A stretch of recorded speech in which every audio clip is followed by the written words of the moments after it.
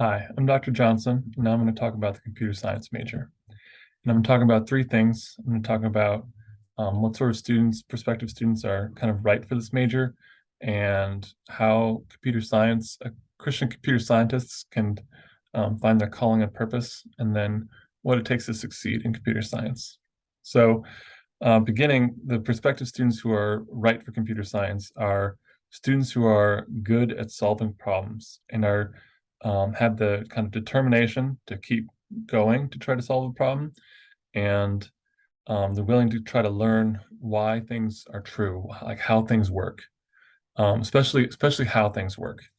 And there are the one thing I've noticed with talking about computer science with prospective students is that there's a lot of students who um, they've been told to follow their passion, do what they love, and so they love video games, and so they're like, all right, I'll try computer science, and that doesn't always translate. So I always try to make sure, sure, you love playing video games, but do you like solving problems for other people? How well do you understand, have you understood math and computers so far? That's uh, often um, a good conversation to have. And then there's two majors that are similar: computer science and information technology. So computer science major requires a lot of math, and information technology does not. And so talking with a prospective student, if they're interested in computer science, but they have hated math in high school, computer science might not be for them. It's more of the students who have, they don't have to be amazing at math, but they need to be able to try to succeed in some upper level, some math courses here at Grace. Um, and uh, yeah, I think that kind of relates to how like a Christian computer scientist might understand their sense of calling or vocation, is that they probably understand it in the terms of problem solving, in developing skills and understanding that can solve people's problems and build things for people, build computer programs for people that help solve something that someone needs. And so it's not, and that's kind of related to how I try to, when students are only interested in this because they love video games, that's something that they kind of do for themselves.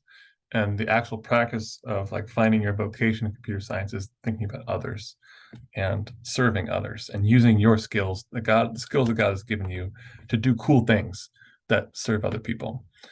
So that's kind of the calling and vocation. And then how to succeed in computer science, there's a few things. I mean, you gotta be curious, because there's going to be more math than you understand why that the math is even there. And so you're going to have to kind of be the sort of student who kind of keeps going and keeps trying to understand things. And there's also going to be a lot of computer programming, um, a huge amount of computer programming is trying to figure out like the fastest way to get something done, the most efficient way to get something done, but also communicating, making sure your code communicates well with others. And it's a lot of teamwork. A lot of the computer programming that's done in the real world is teamwork. So we need students who can communicate well. And so if a student is interested in computer science and they're also very personable, and that's great. That's the sort of student that will succeed well in computer science. And